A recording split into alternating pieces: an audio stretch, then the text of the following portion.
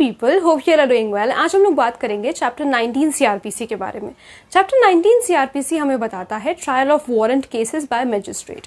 पिछली वीडियो में हम लोगों ने डिस्कस किया था कि सेशन ट्रायल किस तरीके से चलता है, यानी सेशन कोर्ट में किस तरीके से जजेस ट्रायल कंडक्ट करते हैं। इस वीडियो में हम लोग देखेंगे कि मजिस्ट्रेट किस तरीके से वारंट केसेस का ट्रायल कंडक्ट करते हैं। तो इस वीडियो को पूरी कॉन्सेंट्रेशन के साथ देखिएगा, क्योंकि आपके प्री और मेंस दोनों के लिए इंपॉर्टेंट है। So as I told you, chapter 19 talks about trial of warrant cases by magistrate. Magistrate किस तरीके से ट्रायल कंडक्ट करेंगे वारंट केसेस का, ये हमें सेक्शन 238 से लेकर के सेक्शन 250 तक बताया गया है। तो सबसे पहले इसका पार्ट ए कहता है cases instituted on police report. जब भी कोई केस पुलिस रिपोर्ट पर इंस्टीट्यूट किया जाएगा तो उसका ये प्रोसीजर होगा। क्या प्रोसीजर होगा वो हमें सेक्शन 238 से लेकर के सेक्शन 243 तक बताया गया है।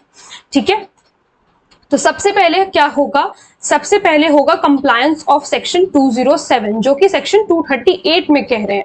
सेक्शन 238 में कह रहे हैं कि सेक्शन 207 का कंप्लायंस होना बहुत ज्यादा जरूरी है। सेक्शन 207 क्या बताता है? सेक्शन 207 कहता है सप्लाई ऑफ डॉक्यूमेंट्स, और जो भी पुलिस रिपोर्ट है उसको अक्यूज्ड को भेजना होगा। ठीक है, ये हमें सेक्शन 207 बताता है। तो now I will be reading the bare act. Section 238 talks about compliance with section 207 when in any warrant case instituted on a police report. जब भी कोई भी वारंट केस पुलिस रिपोर्ट पर आएगा, द अक्यूज्ड अपीयर्स और is brought before a magistrate, और accused खुद appear होगा या लाया जाएगा at the commencement of the trial. कब? कमेंसमेंट ऑफ ट्रायल के समय। The magistrate shall satisfy himself that he has complied with the provisions of section 207. तो जो मैजिस्ट्रेट हैं वो खुद को सेटिस्फाई करेंगे इस बात से कि क्या सेक्शन 207 का कंप्लायंस हुआ है या नहीं हुआ है। जब ये पता चल गया कि ठीक है, कंप्लायंस हो गया है, तो आगे बढ़ेंगे। अब आगे बढ़ रहे हैं तो दिखा रहा है discharge of accused.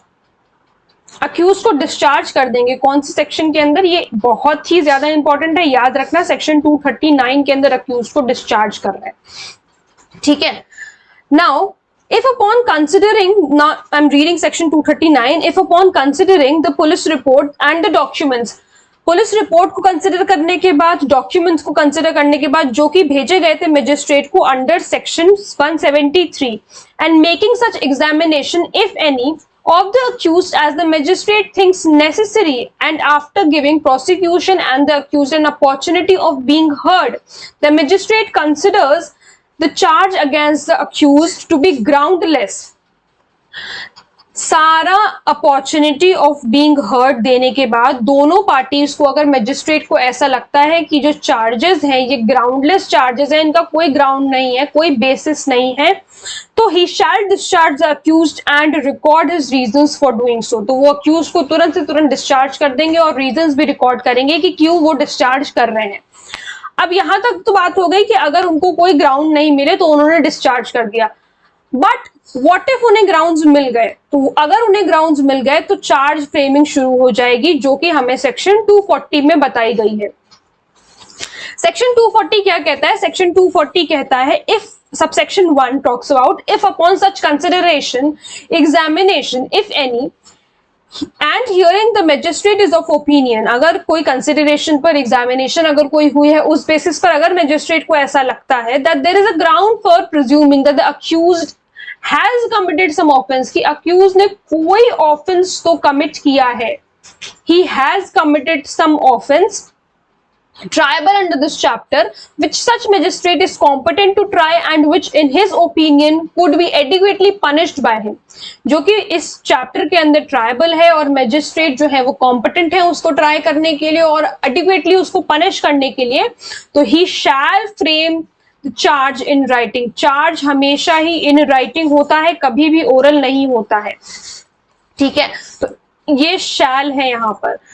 Now subsection 2 says the charge shall then be read and explained to the accused, और ये जो चार्ज फ्रेम किया गया है ये रीड किया जाएगा और एक्सप्लेन किया जाएगा अक्यूज्ड को, उसको उसके सामने पढ़ा जाएगा और एक्सप्लेन किया जाएगा, उसको समझाया जाएगा कि क्या चार्जेस तुम्हारे ऊपर लगाए जा रहे हैं।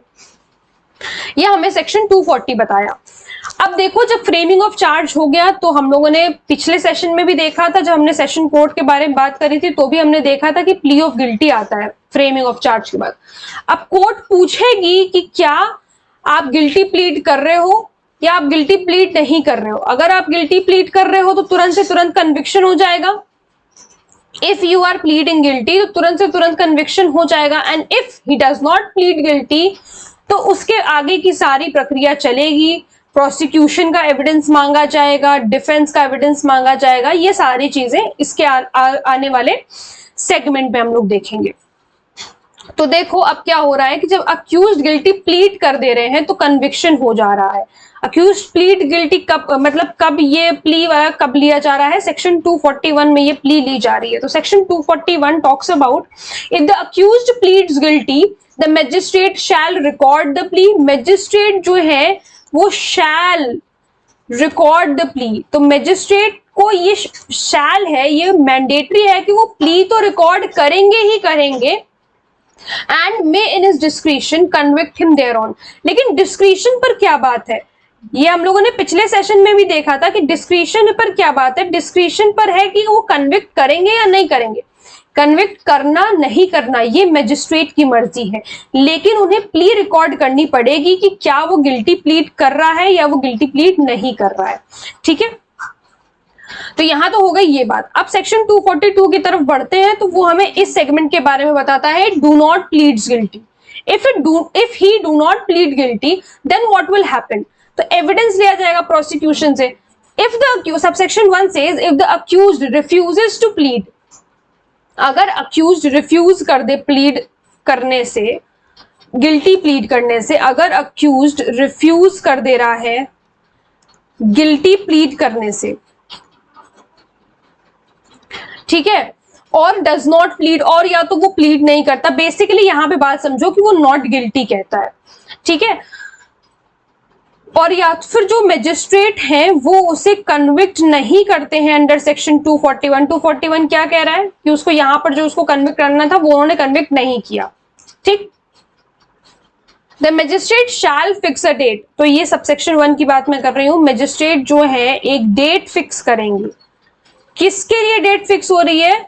एग्जामिनेशन ऑफ विटनेस के लिए। विटनेस का एग्जामिनेशन करने के लिए हमें एक डेट फिक्स चाहिए जिस दिन हम विटनेस का एग्जामिनेशन करेंगे। Provided that the magistrate shell supply in advance to the accused the statement of witnesses recorded during investigation by the police। Magistrate जो है वो सप्लाई करेंगे इन एडवांस। क्या चीज सप्लाई कर रहे हैं? वो स्टेटमेंट जो कि कब रिकॉर्ड हुए थे? रिकॉर्ड हुए थे इन्वेस्टिगेशन के दौरान। वो स्टेटमेंट जो है सप्लाई किए जाएंगे अक्यूज्ड को। Subsection 2 says the magistrate may on the application. यहां पर मे है यानी कि डिस्क्रिशन आ गया मैजिस्ट्रेट का। Application of prosecution, application prosecution क्यों दे रही है? प्रोसिक्यूशन एप्लीकेशन दे रही है समन इशू करने के लिए। किसको समन इशू करना है? विटनेस को समन इशू करना है, या फिर अगर कोई डॉक्यूमेंट को प्रोड्यूस करवाना है तो उसके लिए। ठीक है, तो यहां पर मे है, अगर मैजिस्ट्रेट चाहे तो वो देंगे एप्लीकेशन, मतलब प्रोसिक्यूशन के एप्लीकेशन लगाने के बाद तो वो परमिशन दे देंगे, मतलब समन इशू कर देंगे, नहीं तो वो नहीं करेंगे। Subsection 3 says on the date so fixed the magistrate shall proceed to take all such evidence as may be produced in support of the prosecution।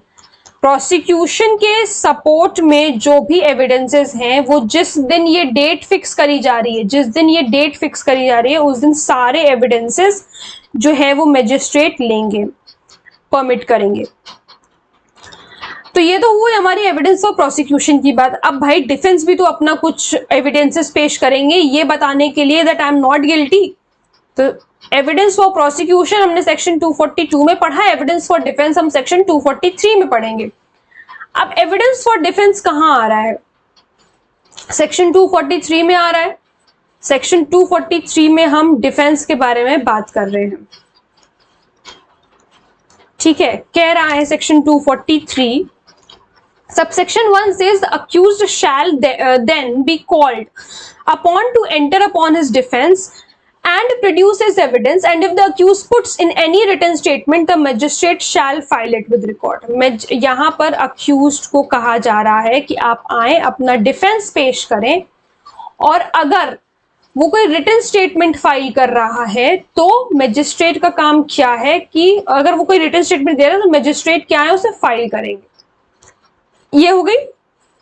Subsection 2 कह रहा है इफ द अक्यूज्ड, ये हमारा सबसेक्शन 1 था, ठीक है, ये हमारा सबसेक्शन 1 था। सबसेक्शन 2 कह रहा है if the accused after he had entered upon his defence, एक बार वो एंटर कर गया डिफेंस में, applies to the magistrate to issue any process for compelling the attendance of any witness.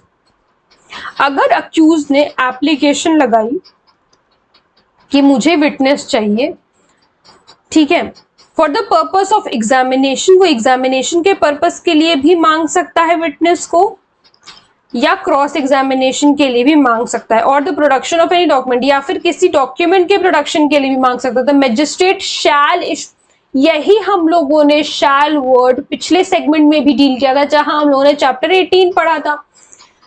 वही सेम चीज यहां पर भी है कि जब हम इसको परमिशन, प्रोसिक्यूशन को जब हम परमिशन दे रहे हैं तो प्रोसिक्यूशन की जो परमिशन है वो मे पे है, यानी कि कोर्ट के डिस्क्रिशन पर है कि कोर्ट देगी या नहीं देगी, मैजिस्ट्रेट देंगे या नहीं देंगे। लेकिन अक्यूज्ड के मामले में ऐसा नहीं है, अक्यूज्ड के मामले में उन्हें परमिशन देनी ही पड़ेगी, और मतलब समन जो है, समन या वारंट इशू प्रोसेस उन्हें करना ही पड़ेगा। किस चीज के लिए इशू प्रोसेस करना पड़ेगा? विटनेस के लिए, या फिर विटनेस के लिए, या फिर जो है किसी भी डॉक्यूमेंट या थिंग को प्रोड्यूस करने के लिए, ठीक है। Unless he considers that such application, लेकिन इसका भी एक्सेप्शन है, ऐसे ही नहीं शैल हो जाता है, इसका भी हर चीज का कुछ ना कुछ एक्सेप्शन होता है। ऐसे इसका भी एक एक्सेप्शन है कि अगर मैजिस्ट्रेट को ऐसा लग रहा है कि ये जो इंसान है ये वेक्सेशन के लिए ऐसा कर रहा है, या डिले के लिए ऐसा कर रहा है, या एंड्स ऑफ जस्टिस जो है वो मीट नहीं करेंगे अगर मैंने इसको परमिशन दे दी तो मैजिस्ट्रेट परमिशन नहीं देंगे। तो ये बात समझ में आ गई। और ये जो ग्राउंड वो लिखेंगे कि क्यों मैं परमिशन नहीं दे रहा हूं, इसको राइटिंग में रिकॉर्ड करना जरूरी है, तो ये राइटिंग में जरूर से जरूर रिकॉर्ड किया जाएगा। Provided that when the accused has cross-examined or had the opportunity of cross-examining any witness before entering upon his defense, अगर accused को cross-examine करना था या उसके पास opportunity थी cross-examine करने की किसी भी witness को, उसके defense में enter होने से पहले, the attendance of such witness shall not be compelled under this section, तो उस विटनेस की अटेंडेंस इस सेक्शन के अंदर कंपेल नहीं करी जाएगी unless the magistrate is satisfied that it is necessary for the end of justice. कब तक कंपेल नहीं करी जाएगी? तब तक कंपेल नहीं करी जाएगी जब तक मैजिस्ट्रेट को ऐसा नहीं लगता कि ये जो है एंड्स ऑफ जस्टिस के लिए नेसेसरी है, ठीक है। तो यहाँ पर सबसेक्शन 3 क्या कह रहा है? सबसेक्शन 3 कह रहा है द मैजिस्ट्रेट में before summoning any witness on an application under subsection 2, magistrate जो है समन करने से पहले require that the reasonable expenses incurred by the witness, जो भी रीजनेबल एक्सपेंसेस विटनेस के द्वारा इनकर करे जा रहे हैं in attending for the purposes of the trial, वो जो विटनेस है वो भाई आपके ट्रायल के लिए आ रहा है, तो वो जो एक्सपेंसेस हैं इनको जो है वो कोर्ट में डिपॉजिट कर दिया जाए, इनको जो है वो कोर्ट में डिपॉजिट कर दिया जाए। समन करने से पहले ये वाला काम वो करा लेंगे, ठीक है। तो ये जो हमारा सेगमेंट है ये वाला हम लोगों ने देखा कि एविडेंस फॉर डिफेंस हो गया जो सेक्शन 243 में बता रहा है। अब बात करते हैं एक्विटल और कन्विक्शन की। तो एक्विटल और कन्विक्शन देखने से पहले ये एक बात समझ लो कि ये जो सेक्शन 248 पे हम लोगों ने एकदम से जंप किया है, ये क्यों हुआ है? सेक्शन 248 पुलिस रिपोर्ट के लिए भी है और अदरवाइज ऑन पुलिस रिपोर्ट के लिए भी है। तो बेसिकली ये दोनों ए और बी पार्ट से डील करता है ये एक्विटल और कन्विक्शन। हम लोग अभी जब दूसरा वाला ये वाला देखेंगे तो वहां पर भी हम लोग ये वाला सेक्शन देखने वाले हैं, एक्विटल और कन्विक्शन वाला। तो ये बेसिकली दोनों चीजों से ये डील कर रहा है, ठीक है। अब सेक्शन 248 देखते हैं। सेक्शन 248 कह रहा है, सबसेक्शन 1 इसका कहता है, if in any case under this chapter in which a charge has been framed the magistrate finds the accused not guilty he shall record an order of acquittal। अगर magistrate उसको not guilty पाते हैं तो वो order of acquittal कर देंगे, उसको छोड़ देंगे। ये हमारा सेक्शन 248 कह रहा है कि अगर उसको नॉट गिल्टी उन्होंने पाया तो order, just a minute,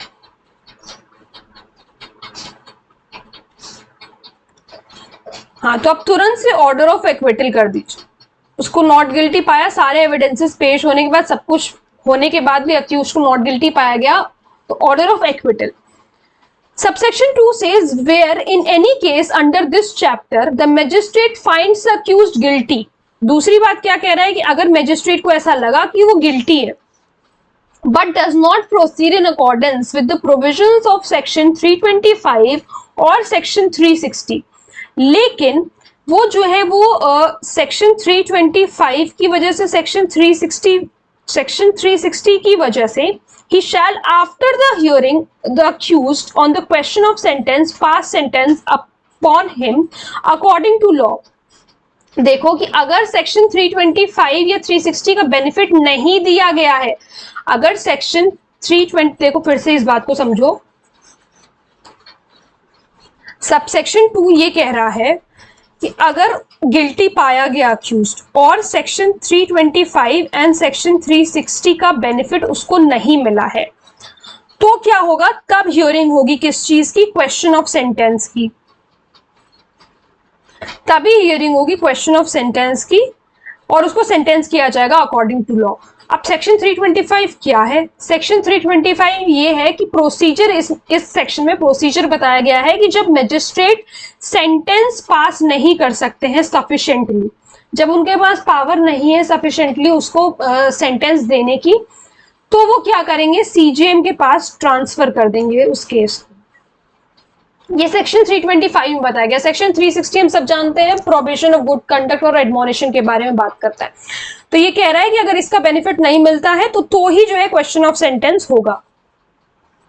Subsection 3 says where in any case under this chapter a previous conviction is charged under the provisions of subsection 7 of section 211। अगर previous conviction पता चल गया कि है, ठीक है, and the accused does not admit, और accused ने उसको admit नहीं किया, accused ने उस previous conviction को admit नहीं किया, as alleged in the charge, the magistrate may, after he has convicted the said accused, take evidence in respect of the alleged previous conviction and shall record a finding thereon। Evidence कब मंगवाएंगे? जब उसको इस chapter के अंदर convict कर दिया गया है, तब एविडेंस चाहिए उन्हें, ठीक है। Provided that no such charge shall be read out by the magistrate, nor shall the accused be asked to plead thereto, nor shall the previous conviction be referred to by the prosecution or in any evidence adduced by it unless and until the accused has been convicted under subsection 2। देखो, जब तक कि accused को convict नहीं किया जाएगा तब तक कि उसको कोई भी चार्ज रीड नहीं करे जाएंगे। ये कौन से चार्ज रीड नहीं करने की बात हो रही है? प्रीवियस कन्विक्शन के जो चार्जेस हैं वो रीड नहीं किए जाएंगे जब तक कि उसको कन्विक्ट नहीं किया जाएगा। इतनी सीधी सी बात इसमें लिखी हुई है। तो ये हमारा हो गया एक्विटल और कन्विक्शन वाला सेगमेंट। अब हम लोग डील करेंगे पार्ट सी से। पार्ट सी कहता है case instituted otherwise on police report. अब अदरवाइज आ गई ये बात। अदरवाइज जो है वो सेक्शन 244 से लेकर के सेक्शन 247 तक है। थोड़ा सा और ध्यान दे दो तो ये सेगमेंट जल्दी खत्म हो जाएगा, ठीक है। अब सबसे पहले क्या है, रिकॉर्डिंग ऑफ प्रोसिक्यूशन एविडेंस शुरू हो गया। प्रोसिक्यूशन एविडेंस की रिकॉर्डिंग इसमें सबसे पहले बता दी गई, ठीक है। क्या कहता है subsection 1, when in any warrant case instituted otherwise on a police report. अब हम कंप्लेंट के बारे में बात कर रहे हैं, अगर पुलिस रिपोर्ट पर नहीं है तो ऑब्वियसली एफआईआर पर नहीं है तो कंप्लेंट पर होगी। तो जब भी कंप्लेंट पर है, द अक्यूज्ड अपीयर्स और is brought before a magistrate, the magistrate shell proceed to hear the prosecution and take all such evidence as may be produced in the support of prosecution। यहां पर ही वो evidence ले रहे हैं, पहले ही segment में वो एविडेंस ले रहे हैं। सेक्शन 244 में, सेक्शन 244 में ही वो एविडेंस ले रहे हैं, प्रोसिक्यूशन को सुनेंगे और उसके एविडेंस जो है प्रोसीड करेंगे। Subsection 2 says the magistrate may, on the application of the prosecution, issue a summon to any of its witnesses, directing him to attend or to produce any document or thing। क्यों? दूसरी बात क्या कह रही है subsection 2, क्या कह रहा है कि फिर से वही वाली बात आ गई कि अगर मैजिस्ट्रेट चाहे तो प्रोसिक्यूशन की एप्लीकेशन पर समन या वारंट इश्यू प्रोसेस कर सकते हैं विटनेस को बुलाने के लिए या कोई डॉक्यूमेंट या थिंग को प्रोड्यूस करने के लिए। अच्छा, ये कंप्लेंट टू मैजिस्ट्रेट हमने किस वाले में देखा था, कौन से सेगमेंट में डील किया था? सेक्शन 200 से लेकर के सेक्शन 203 तक हम लोगों ने देखा था। ये उसके बाद की ही प्रोसीडिंग है। ये सारी जो प्रोसीडिंग चल रही है, प्रोसिक्यूशन एविडेंस को रिकॉर्ड किया जा रहा है, अगर मैजिस्ट्रेट ने सेक्शन 203 में वो कंप्लेंट डिसमिस नहीं करी तब जो है रिकॉर्डिंग ऑफ प्रोसिक्यूशन एविडेंस शुरू हो जाएगा। ठीक है, फिर अगर यहां पर ये सारी चीजें पता चली कि ग्राउंडलेस चार्जेस हैं तो अक्यूज को डिस्चार्ज कर दिया जाएगा। एक बार हम लोग ये वाला सेक्शन 245 पढ़ लेते हैं। सेक्शन 245 कहता है when accused shall be discharge, कब अक्यूज्ड को डिस्चार्ज किया जाएगा। Subsection 1 says if upon taking all the evidence referred to in section 244, यहां पर सारा एविडेंस लेने के बाद अगर the magistrate considers for reasons to be recorded that case no case against the accused has been made out which if unrebutted would warrant his conviction, the magistrate shall discharge him। देखो ऐसे किसी देखो क्या हो रहा है कि magistrate को अगर ऐसा लग रहा है कि सीधी सी बात है कि अगर ग्राउंडलेस चार्जेस हैं, कोई चार्ज नहीं है, तो वो उन्हें डिस्चार्ज कर देंगे। ठीक है, तो ये हमें सेक्शन 245 में बताया गया है। सबसेक्शन 2 कहता है nothing in this section shall be deemed to prevent a magistrate from discharging the accused at any previous stage of the case if for reasons to be recorded by such magistrate he considers the charge to be groundless. ऊपर भी वो कहीं पे भी जो है अगर उनको लगता है कि चार्ज ग्राउंडलेस है तो वो डिस्चार्ज कर सकते हैं। सेक्शन 245 में ऐसा बताया गया है।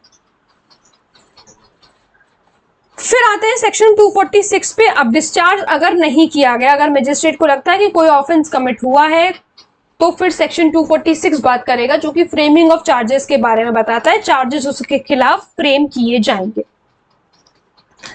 Procedure when accused is not discharge, यहां पर जो लिखा है, यहां पर आपकी बेरेट में लिखा होगा procedure when accused is not discharge. तो हमें पता है कि जब अक्यूज को डिस्चार्ज नहीं किया गया तो क्या प्रोसीजर फॉलो होगा भाई, सीधी सी बात है कि चार्जेस फ्रेम किए जाएंगे। सबसेक्शन 1 कहता है if when such evidence has been taken और at any previous stage of the case the magistrate is of opinion that there is a ground for presuming that the accused has committed an offence triable under this chapter. पूरी कहानी पढ़ने की जरूरत नहीं है, सिर्फ इतना समझो कि ये जो है ये shall frame the charge in writing. Writing ही हमेशा फ्रेम होता है, राइटिंग वो फ्रेम करेंगे। ठीक है, अगर उन्हें लगता है कि ग्राउंड्स हैं तो वही सेम चीज है जो भी हम लोग आगे पीछे पढ़ के आए, वही फिर से बात कर रहा है सबसेक्शन 2 में कि रेड और एक्सप्लेन किया जाएगा अक्यूज्ड को। हमेशा ही हर उसमें हम यही बात कर रहे हैं। और उससे पूछा जाएगा कि क्या तुम गिल्टी प्लीड कर, देखो यहाँ पे समझो कि अब इसके लिए कोई दूसरा सेक्शन वो नहीं लेकर के आए, इसी में उन्होंने बता दिया, इसी सेक्शन 246 में उन्होंने बता दिया कि अगर तुम गिल्टी प्लीड कर रहे हो तो बताओ, गिल्टी नहीं प्लीड कर रहे हो तो बताओ। सो सबसेक्शन 3 कह रहा है the accused pleads guilty the magistrate shall record the plea and may in his discretion convict him thereon. अगर अक्यूज्ड गिल्टी प्लीड करता है तो मैजिस्ट्रेट उस प्ली को रिकॉर्ड करेंगे और उसको कन्विक्ट करेंगे, लेकिन ये उनके डिस्क्रिप्शन पर है कि कन्विक्ट करना चाहते हैं कि कन्विक्ट नहीं करना चाहते हैं। फिर देखो सबसेक्शन 4 क्या कह रहा है। सबसेक्शन 4 कह रहा है कि अगर रिफ्यूज कर दिया, नॉट गिल्टी हो गया, तो क्या होगा, तो he shall be required to state the commencement of the next hearing of the case. तो यहाँ पर क्या हो रहा है कि अगर अक्यूज कन्विक्ट नहीं किया गया है, या देखो सबसेक्शन 3 में उसे कन्विक्ट नहीं किया गया, या उसने कहा कि मैं गिल्टी प्लीड नहीं कर रहा हूं, तो उसको कहा जाएगा कि नेक्स्ट हियरिंग कब होगी, और if the magistrate for reasons to be recorded in writing so thinks fit forthwith whether he wishes to cross examine any, and if so which of the witnesses for the prosecution whose evidence has been taken। ठीक है, subsection 5 कह रहा है if he says he does so wish, अगर वो अगर accused ने कहा कि ठीक है मुझे चाहिए विटनेसेस चाहिए क्रॉस एग्जामिनेशन करने के लिए, the witnesses named by him, तो जो विटनेस उसने कहे हैं shall be recalled after cross examination and re examination they shell be discharge. तो उन्हें बुलाया जाएगा क्रॉस एग्जामिनेशन के लिए और री एग्जामिनेशन के लिए, और फिर उन्हें डिस्चार्ज कर दिया जाएगा। ठीक है, किसको डिस्चार्ज किया जाएगा, यहाँ पे विटनेस को डिस्चार्ज करने की बात करी जा रही है। सबसेक्शन 3 कहता है the evidence of any remaining witnesses for the prosecution shall next be taken and after cross examination and re examination they shall also be discharge. अगर कोर्ट को ऐसा लगता है कि कोई रिमेनिंग विटनेसेस हैं, उनका भी प्रोसिक्यूशन के लिए एविडेंस देना जरूरी है, तो क्रॉस एग्जामिनेशन री एग्जामिनेशन के बाद भी उनको भी डिस्चार्ज कर दिया जाएगा। तो ये हमारी बात हुई सेक्शन 246 तक। फिर उसके बाद हम आते हैं सेक्शन 247 पे, जो कि हमें बताता है एविडेंस फॉर डिफेंस के बारे में। तो यहाँ पर जो है 247 में एविडेंस डिफेंस का एविडेंस लिया जा रहा है। The accused shall then be called upon to enter upon his defense and produce his evidence, and the provisions of section 243 shall apply। यहां पर भी वही सेम प्रोविजन अप्लाई होंगे जो कि सेक्शन 243 में अप्लाई किए गए थे। ठीक है, और फिर उसके बाद एक्विटी या कन्विक्शन जो भी होगा, ये हम लोग सेक्शन 248 पढ़ चुके हैं। जैसे सेक्शन 243 में हमने एविडेंस रिकॉर्ड किया था डिफेंस का, उसी तरीके से हम सेक्शन 247 में भी एविडेंस सेम तरीके से रिकॉर्ड कर रहे हैं। ठीक है, तो ये यहां तक बात समझ में आ गई। I hope I am very clear अभी तक। अब आगे बात करते हैं हम लोग सेक्शन 249 एब्सेंस ऑफ कंप्लेनेंट के बारे में। क्या कह रहा है ये, ध्यान से थोड़ा समझना, क्योंकि इसके ऊपर जो है बहुत बहुत बहुत ज्यादा ये इंपॉर्टेंट है। इसके ऊपर इतने सारे क्वेश्चंस फ्री में बने हैं। ठीक है, अभी हम लोग आगे PYQs भी डिस्कस करेंगे। देखो इसमें क्या लिखा है, इसमें लिखा है कि when the proceedings have been instituted, जब प्रोसीडिंग इंस्टीट्यूट कर दी गई हैं। देखो मेरी बात समझो, ये जो सेगमेंट है सेक्शन 248 से लेके सेक्शन 250 तक, ये दोनों के लिए है। ये पुलिस रिपोर्ट के लिए भी और ये कंप्लेंट के लिए भी, यानी अदरवाइज पुलिस रिपोर्ट के लिए भी है। ठीक है, इसीलिए तो यहाँ पर हम कंप्लेनेंट की बात कर रहे हैं, इसलिए हम यहाँ पर कंप्लेनेंट की बात कर रहे हैं। So when the proceedings have been instituted upon complaint, जब कोई भी प्रोसीडिंग अपॉन कंप्लेंट इंस्टीट्यूट करी गई है, and on any day fixed for hearing of the case, और किसी दिन अगर केस की हियरिंग को फिक्स किया गया है, द कंप्लेनेंट इज एब्सेंट। यहाँ पर क्या हो रहा है, ये कंप्लेनेंट जो है यही एब्सेंट है। एंड द ऑफेंस में बी लॉफुली कंपाउंडेड, और वो जो ऑफेंस, जिस ऑफेंस के लिए अक्यूज्ड प्रेजेंट है, वो ऑफेंस कंपाउंडेबल है, और is not a cognizable offence, यानी कि वो एक नॉन कॉग्निजेबल ऑफेंस भी है। The magistrate may in his discretion, notwithstanding anything herein before contained at any time before the charge has been framed, discharge the accused। देखो यहाँ पर charge जो है फ्रेम भी अगर तब कर भी दिया गया है, तो भी जो है अक्यूज को डिस्चार्ज किया जा सकता है। ठीक है, अक्यूज को डिस्चार्ज किया जा सकता है। नहीं, अब देखो यहाँ पर जो चार्जेस फ्रेम किए गए हैं, चार्ज अभी फ्रेम नहीं किया गया। एक minute, before the charges frame लिखा हुआ है ना, before the charge is framed लिखा हुआ है। तो अगर चार्जेस फ्रेम नहीं किए गए हैं और किसी दिन कोर्ट की हियरिंग में कंप्लेनेंट ही एब्सेंट है, और मैजिस्ट्रेट जो ऑफेंस उसने कमिट किया है अक्यूज ने, वो कंपाउंडेबल है, नॉन कॉग्निजेबल है, और अगर मैजिस्ट्रेट को ऐसा लग रहा है कि इसको छोड़ देना, डिस्चार्ज कर देना सही है, तो मैजिस्ट्रेट जो है उस अक्यूज को डिस्चार्ज कर सकते हैं। इतना बताया हमारे सेक्शन 249 में। अब लास्ट सेक्शन की बात करते हैं। लास्ट सेक्शन कहता है सेक्शन 250। सेक्शन 250 बात करता है compensation for accusation without reasonable cause. ये जो है हमारा पार्ट सी, जो कि कंक्लूजन ऑफ ट्रायल के बारे में बात कर रहा है, ये बहुत ज्यादा इंपॉर्टेंट है, ठीक है। और ये कॉम्पनसेशन वाला सेक्शन काफी ज्यादा इंपॉर्टेंट है। इसमें 8 सब सेक्शंस हैं, एक एक करके पढ़ते हैं उसे।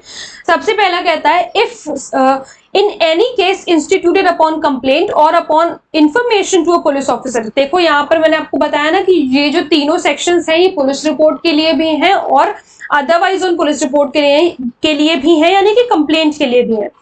So one or more persons is or are accused before a magistrate of any offense triable by a magistrate, and the magistrate by whom the case is heard discharges or acquits all or any of the accused.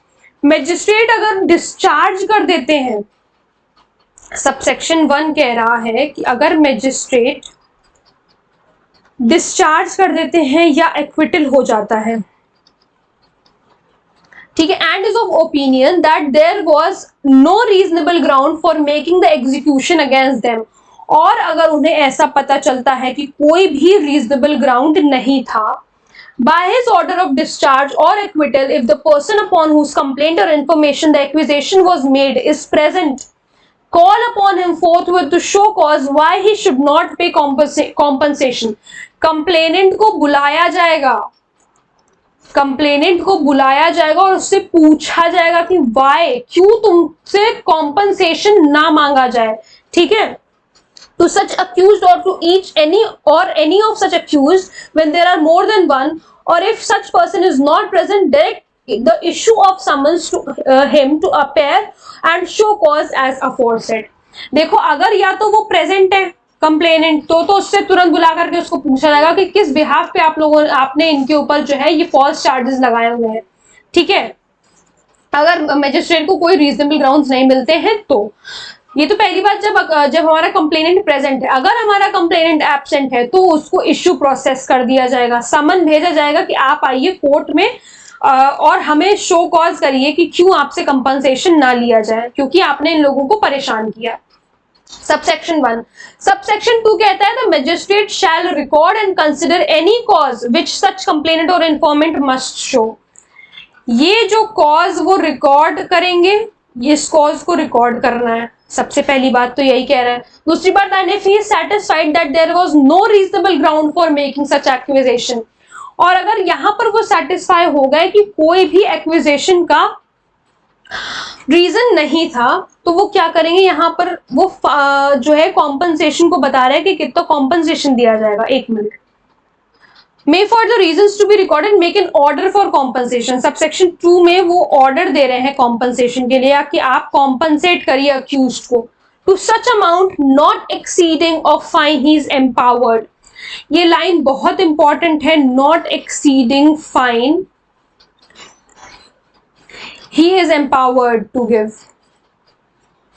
Section 29 हम लोगों ने पढ़ा है ना कि magistrate के पास कितनी power होती है, फाइन कितना फाइन वो लगा सकते हैं। ये लाइन बहुत ज्यादा इंपॉर्टेंट है, कई बार आपके प्री में पूछी गई है कि कितना कॉम्पनसेशन वो दे सकते हैं। तो देखो सबसे एक बात तो और जान लो कि कॉम्पनसेशन और फाइन में डिफरेंस होता है, ठीक है। कॉम्पनसेशन और फाइन में डिफरेंस होता है। क्या डिफरेंस होता है? जो फाइन होता है वो सीधे के सीधे स्टेट के पास जाता है। फाइन वर्सेस कॉम्पनसेशन अगर हम देखें तो फाइन जो है वो सीधे सीधे स्टेट ट्रेजरी में जाता है और जो कॉम्पनसेशन होता है वो अक्यूज्ड को दिया जाता है, ठीक है। तो वो क्या करेंगे, ऑर्डर ऑफ कॉम्पनसेशन दे रहे हैं सबसेक्शन 2 में अगर उन्हें लग रहा है कि कोई रीजनेबल ग्राउंड नहीं है तो, और वो जो कॉम्पनसेशन दे रहे हैं जितना वो फाइन दे सकते हैं उससे एक्सीड नहीं करना चाहिए, ठीक है। फिर उसके बाद सबसेक्शन 3 क्या कह रहा है? सबसेक्शन 3 ने सिर्फ इतनी बात बताई है कि अगर पेमेंट का डिफॉल्ट किया, अगर पेमेंट का डिफॉल्ट किया, नहीं भर पाए, फेल हो गए, तो जो है 30 दिन की इम्प्रिजनमेंट हो सकती है। ये मैक्सिमम टाइम लिखा हुआ है, ये भी इंपॉर्टेंट है कि कितने दिन की इम्प्रिजनमेंट हो सकती है। तो 30 दिन की सिर्फ और सिर्फ इम्प्रिजनमेंट हो सकती है और ये मैक्सिमम है। ये हमें सबसेक्शन 3 ने बताया। फिर उसके बाद जो है सबसेक्शन 4 की बात करते हैं। सबसेक्शन 4 कहता है when any person is imprisoned under subsection 3 the provisions of section 68 and section 69 of the Indian penal code shall so far as may be apply. तो अगर किसी पर्सन को इन डिफॉल्ट ऑफ फाइन जो है वो jail में डाल दिया गया है तो सेक्शन 68 और सेक्शन 69 आईपीसी का अप्लाई करा जाएगा। फिर क्या है, सबसेक्शन 5 कह रहा है कि no person who has been directed to pay compensation under this section shall by reason of such order be exempted from any civil or criminal liability in respect of the complaint made or information given by him. अब तुमने तो accused के ऊपर फालतू के allegation लगा करके उसको परेशान किया, तो अब क्या जो कंप्लेनेंट है उसको सिविल या क्रिमिनल लायबिलिटी से एग्जेम्प्ट कर दिया जाएगा? नहीं, उसके ऊपर कोई भी सिविल या क्रिमिनल लायबिलिटी हमारा अक्यूज लगा सकता है। ये नहीं है कि तुमने कॉम्पनसेशन दे दे तो तुम बच के निकल गए। उसको कॉम्पनसेशन देने का मतलब ये नहीं है कि आपको एग्जेम्प्ट करा जा रहा है सिविल और क्रिमिनल लायबिलिटी से। अक्यूज जो है वो मानहानि का दावा ठोक सकता है, केस कर सकता है कंप्लेनेंट पर। Provided that any amount paid to an accused person under this section shall be taken into account in awarding compensation to such person in any subsequent civil suit relating to the same matter। लेकिन इसमें एक proviso और दिया हुआ है कि ये जो सब्सिक्वेंट सूट अगर वो फाइल करता है, अगर अक्यूज्ड कंप्लेनेंट के खिलाफ अगर कोई केस करता है तो क्या होगा, ये जो कॉम्पनसेशन उसने दिया है, कॉम्पनसेशन को कोर्ट कंसिडर करेगी। कॉम्पनसेशन को कोर्ट कंसिडर करेगी। जो कॉम्पनसेशन हमारे कंप्लेनेंट ने दिया है उस कॉम्पनसेशन को कोर्ट कंसिडर करेगी कि भाई आपने कॉम्पनसेशन दिया है, ठीक है। फिर सबसेक्शन 6 कहता है a complainant or informant who has been ordered under subsection 2 by a magistrate of second class to pay compensation exceeding 100 rupees।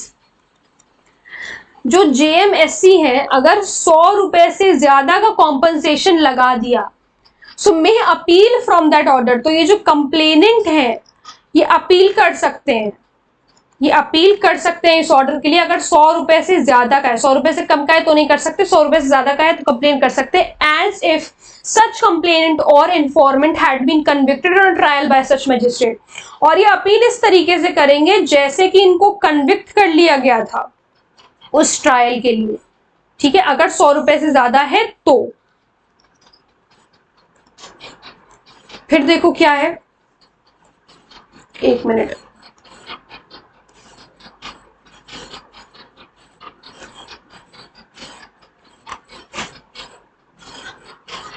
ठीक है। तो ये हमने देखा कि अपील कर सकता है वो। सबसेक्शन 7 कहता है when an order for payment of compensation to an accused person is made in a case which is subject to appeal under subsection 6। Subsection 7 में बताया कि अगर 100 रुपए से ज्यादा का हो रहा है और अगर अपील उसने कर दी, ठीक है, अगर अपील कर सकते हैं तो the compensation shall not be paid to him before the period allowed for the presentation of the appeal has elapsed or if an appeal is presented before the court before the appeal has been decided। देखो ये जो compensation है, जो compensation पे करना है, वो compensation तब तक नहीं पे करेगा जब तक अपील डिसाइड ना हो जाए कोर्ट के द्वारा। अगर अपील डिसाइड हो गई और अगर उस कोर्ट ने तब भी यही बात कही कि नहीं आपको कॉम्पनसेशन देना पड़ेगा तो तुम्हें कॉम्पनसेशन देना पड़ेगा। लेकिन ये होगा तभी जब अपील का कुछ ना कुछ डिसीजन आ जाना चाहिए, ठीक है। फिर उसके बाद क्या हो रहा है, या फिर अपील इलैप्स कर गई है, इसमें कई सारी बातें। अपील इलैप्स कर गई यानी अपील का जो टाइम है वो अगर खत्म हो गया है, टाइम अगर अपील का खत्म हो गया है तो आप दे दीजिए कॉम्पनसेशन। मतलब बेसिकली इस वाले सबसेक्शन में टाइम बताया हुआ है कि कब आपको कॉम्पनसेशन देना है। तो अगर आपने अपील करी है और वो अपील डिसाइड हो गई तो उसके बाद आपको कॉम्पनसेशन देना है। अगर अपील का जितना टाइम था वो इलैप्स कर गया, वो टाइम खत्म हो गया, उसके बाद ही आप कॉम्पनसेशन दे सकते हो। जैसे मान लो 30 दिन का टाइम अगर था अपील करने का, भाई आदमी तो 30वें दिन भी जा सकता है ना अपील करने के लिए, और 30 दिन तक अगर आपने अपील फाइल नहीं करी तो 31वें दिन आपको जो है वो कॉम्पनसेशन देना पड़ेगा, ठीक है। and where such order is made in the case which is not so subject to appeal. अब not appealable है, not appealable कैसे है? not appealable तो तभी है जब 100 रुपए से कम का फाइन है। जब 100 रुपए से कम का फाइन है, the compensation shall not be paid before the expiration of 1 month from the date of order. तो 30 दिन के बाद, 30 डेज के बाद आपको जो है कॉम्पनसेशन पे करना है। कितने दिन के बाद पे करना है? 30 डेज के बाद कॉम्पनसेशन पे करना है। दोनों ही बातें इसमें बताई गई हैं कि अगर अपील फाइल आप कर सकते हो तो जब तक अपील डिसाइड ना हो जाए या अपील का टाइम ना खत्म हो जाए तब तक आप कॉम्पनसेशन पे नहीं करेंगे। और अगर अपीलेबल ऑर्डर नहीं है तो अपीलेबल ऑर्डर नहीं है तो भी 30 दिन का समय आपको दिया जाएगा। 30 दिन के अंदर अंदर आपको वो 30 दिन के अंदर अंदर नहीं, मतलब 30 दिन के बाद आफ्टर 30 डेज आपको कॉम्पनसेशन पे करना है। सबसेक्शन 8 कहता है the provisions of this section applies to summons cases as well as warrant cases. Summon cases पर भी अप्लाई हो रहा है और वारंट केसेस पर भी ये वाला जो सेक्शन है वो अप्लाई होगा। तो ये तो हमारी बात हो गई सेक्शन 250 की। अब हम आते हैं अपने प्रीवियस ईयर पेपर्स पर। प्रीवियस ईयर क्वेश्चंस हमें देखने हैं। सबसे पहले क्वेश्चन कहता है in which sections of the CrPC the trial procedure of the warrant cases is given. अभी हम लोगों ने पढ़ा है कि सेक्शन 238 से लेकर के सेक्शन 250 तक दिया हुआ है। When does the trial commence in warrant cases instituted on PR. जब पुलिस रिपोर्ट पर है तो किस तरीके से वारंट केसेस का ट्रायल कब कमेंस हो रहा है? with issuance of process against accused? No. With submission of police report, on framing of formal charge by the court, on appearance of the accused pursuant to process issued by the court. तो क्या हम लोगों ने पढ़ा था कि जब charges frame कर दिए जाएंगे तब ट्रायल कमेंस हो जाएगा।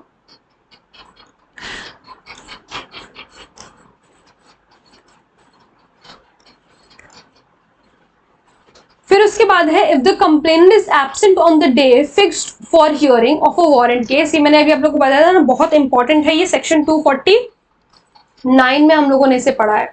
The magistrate may discharge the accused if the proceedings have been instituted upon complaint, the offense is non-cognizable and compoundable, the charge has not been framed, all of the above। तो इसमें सारे ही सही हैं क्योंकि हम लोग यहाँ पे सिर्फ कंप्लेंट लिखा हुआ है, लेकिन अगर यहाँ पर और पुलिस रिपोर्ट भी लिखा होता तो वो भी सही होता। ठीक है।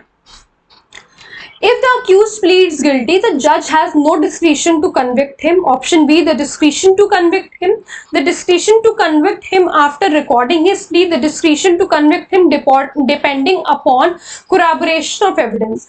तो जब रिकॉर्ड करने के बाद डिस्क्रिशन होता है उनके पास कन्विक्ट करने का कि वो कन्विक्ट करेंगे या नहीं करेंगे। फिर देखो एक हमारे पास लास्ट क्वेश्चन है जो कि कहता है the amount of compensation which a magistrate can direct the complainant or informant to pay for an execution without a reasonable case नहीं है, यहाँ पर cause है under section 250 of the CRPC is। अभी हम लोगों ने section 250 CRPC पढ़ा था ना, वो कहता है ऑप्शंस दिए हुए हैं not exceeding 5,000 rupees or not exceeding 15,000 rupees as he may determine but not exceeding the amount of fine he is empowered to impose। तो हमारे पास जो करेक्ट आंसर है वो ये है, कॉम्पनसेशन मैजिस्ट्रेट उतना ही लगा सकते हैं जितना उनके पास पावर है फाइन लगाने की, अमाउंट ऑफ फाइन देने की। ठीक है, उससे ज़्यादा वो एक्सीड नहीं कर सकते। यहाँ पे आप कनेक्ट कर सकते हैं सेक्शन 29 CRPC। ये मैंने आप लोगों को सेक्शन में भी बताया था, सेक्शन 250 में भी बताया था। आई रियली होप आप लोगों को लेक्चर अच्छा लगा होगा, सारी बातें बहुत ही अच्छी तरीके से समझ में आई होंगी। कोई प्रॉब्लम है, कोई डाउट है तो please let me know in the comment section. और अगर आप लोग इस टॉपिक पे वीडियो देखना चाहते हैं तो वो भी प्लीज़ मुझे ज़रूर बताइएगा। Thank you so much.